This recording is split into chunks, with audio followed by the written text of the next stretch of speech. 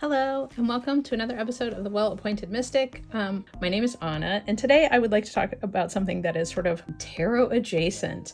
This is a solo RPG game called Koriko, A Magical Year. And I am a spoiled little brat, and I bought the box set edition of the game, which is, I think, the only version that is still left on their website. I don't know if they are planning to reprint it or not, but this is the set that came in the big box. Look at this cool little pattern on the inside.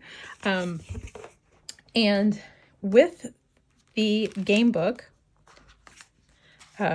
this is the game book. There's a hardcover with two lovely ribbon bookmarks. It came with a deck of cards, and I will get all this out of the way. And it came with a set of dice specific for this RPG, which requires that you roll multiple six-sided dice and stack them. So there's a whole component here where you actually stack them, sort of like Jenga. And if they tip over, that is a certain result. So I loved that these were these beautiful wooden dice that come in both red and blue. And there's a part of the game early on where you need to roll two of the six-sided die and do an activity. So my recommendation, if you are doing this, is to have two different colored die or a variety of different colors if you do not want to get the box set. This is also available as a PDF through itch.io. I will make sure to put a link in the notes for both the deluxe edition and if you are interested in getting just the PDF. So my lovely dice set came in this lovely little bag. And why this is tarot adjacent is that the game actually requires or is needed to have a deck of tarot cards as well as an assortment of six-sided die. So the deluxe edition came with their own version of tarot, and what am I if not a little tarot card pack rat hoarder?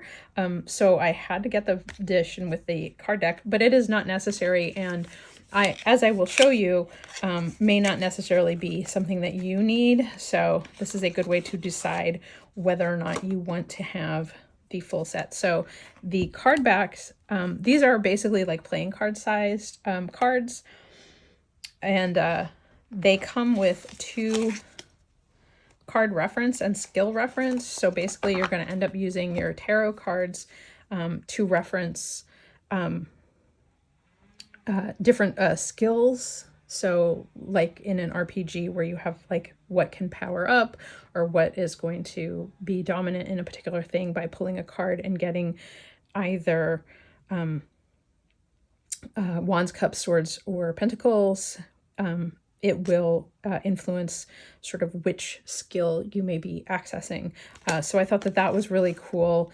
And I liked that they had slightly different descriptions for specific for the game, what each of the suits symbolizes or is referring to. So coins, pentacles is always work and wealth, which is very common. Swords is influence and conflict, which is also pretty traditional. Wands is ambition and expression, which is also very consistent. Cups is community and tradition, which is a little different, but I think within the context of the game makes a little bit more sense, since normally we think of it as emotion and sort of that part of our life, our emotional side, where in this game that's not really a component that necessarily would be utilized. So community and tradition is kind of a cool way to sort of reframe that. Friends, family, that kind of thing. The tradition throws me off a little bit because being a regular tarot card reader, I always think of tradition and things like that under Pentacles, like the 10 of Pentacles kind of thing, sort of that traditional history type of thing. But there's stuff in the coins too, or the cups too. So, but anyway, so yeah, and there's little notes here like stack 3 dice if you have fewer than 3 lessons under a skill, stack 2 dice if you have 3, 4, or 5 lessons, and stack just 1 if you have 6 or more. So again, this goes along with the content of the book, and I'll go into that a little bit more, but I thought as a tarot channel, y'all would like to see the cards first. So what I will show you here is that the major arcana are all described exactly like we would think that they would be. Hierophant, Lovers, Chariot, all this, and just with a simple little symbol. The handcuffs is a little weird for the Fool, a wide-eyed individual. They're eager, generous, and untested. So I don't know what the handcuffs quite mean, but I'll let that one slide. All the other symbolism seems pretty, like, it's okay. It's not great. The Chariot is a bicycle. The Lovers is a set of rings. The Hermit is a door. Fortune is a little bag. The Scales. So some of them are like exactly what you would think they would be, and some of them are a little weird. The Tower is a brooding individual. They are intense, burdened, and valorous. So definitely, like, the messages here relate specifically to how you will play them in the game. And if you're not familiar with a solo role-playing game, it is basically a journaling game. It's an opportunity to do more like creative writing, creative thinking. They give you sort of prompts for storytelling. And if you're looking for an excuse to have more notebooks and write more and just sort of play with cards and dice, then a solo RPG is like a sweet spot. And, you know, you're not dependent on when people have time to hang out or do things. You can just play whenever you want. And games often will talk about like each round can be played in, you know, 30 minutes or an hour, you know, that kind of thing. So then for each of the suits, they just have the symbol here: swords, wands, cups, and coins. And I want to say always risky, always. So they treat these a little bit differently. These cards don't actually have 1, 2, 3 printed on them, but they are a full set. So this ends up being a little bit more of a play, where if you're using a standard tarot deck with this, you would refer to the guidebook for the sort of meanings or interpretations that you might use specific to the game. So I'm going to move some of this stuff out of the way a little bit so that we can flip through the book a bit. So it is a beautifully illustrated hardback book. These are just the most gorgeous illustrations that I have seen. This is definitely a high quality production. I believe it was originally a Kickstarter project. I bought it directly off the website because I had heard someone else talk about it.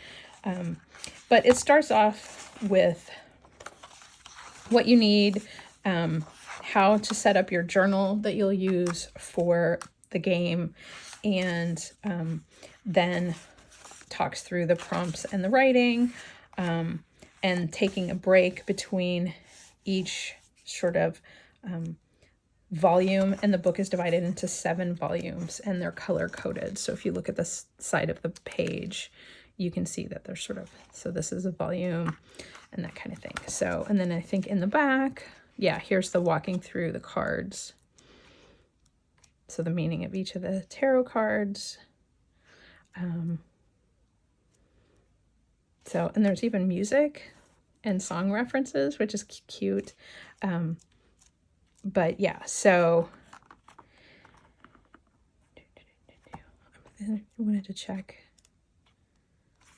So, oh yeah, and then here we have it divided up into like the wands. So if you pull each of the one of a wands card, what that task is, what you need to do.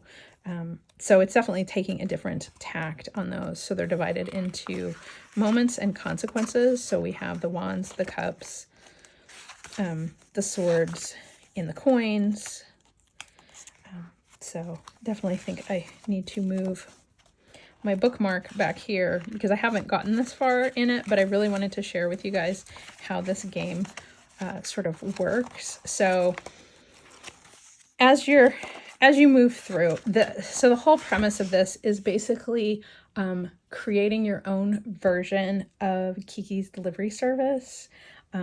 So instead of necessarily being Kiki and creating and leaving your hometown to set out as your, year of witch in training, in this book, you get to create your own character, and sort of with some element of chance and planning, you decide sort of what kind of town your character will move into, and what kind of challenges and sort of what kind of jobs they might take on as they move through. So I started playing it this weekend. I, of course, used this lovely Kiki's Delivery Service notebook that I found on Jet Pens. It is a nice little booklet. I think it's perfect for this game. I have already written a bunch. I have been having a really good time. It has totally captured, I haven't even written the title on here, but I will when I get a moment. But they had some weird little thing on there, so I just wanted to cover it up. But yes, so this is Koriko, A Magical Year, your very own tarot-based, dice-based solo RPG game. I had picked up another solo RPG game, and I didn't get it in a physical copy. I got it as a digital, and I think for your first, if you've never done a solo RPG kind of thing or played anything like this, I think having a physical guidebook really helps. Just because you're not having to go to your computer and then have your notebook and then have whatever componentry, whether it's dice or cards or whatever, to play. So the other game that I have requires just using like a deck of standard playing cards, which I thought was kind of cool. I love that this game utilized tarot as its component. So while I wanted to have there's a lot of space in this box. Oh, that's why. I was like, what is up with that? While I wanted to have their deck because I was curious about how they had created it. I wish they had put something on the outside of the box that said what they were, but like, Koriko, A Magical Year, it just has cards. Squirrel brain. But I think as I play this, I will probably utilize an actual tarot deck, and I have a recommendation to go with this, which probably will surprise no one, which is the Everyday Witch tarot. I have a little mini deck, which I think is perfect for a game like this where I'm already, having a big container full of dice. But I think that this will be a fun way to sort of integrate a little bit more of a witchy vibe to this game. And I love how cute this little deck is. So I will probably end up playing it using the dice and this deck, which will probably all fit into this bag very easily. So it's very transportable. And then I just take my my notebook, guidebook, and my little toys to play with. So I like the idea of a solo role-playing game. I travel a lot, and so I often have times where I'm stuck in a hotel room and I really don't want to watch cable television or YouTube or anything like that. No offense to YouTube land, but sometimes after like a really long conference, I just like to sit quietly and read or whatever. And this is sort of reading and writing and journaling, but with a very creative component. So have you all played any solo RPGs? Can you recommend any? Are there any that you love?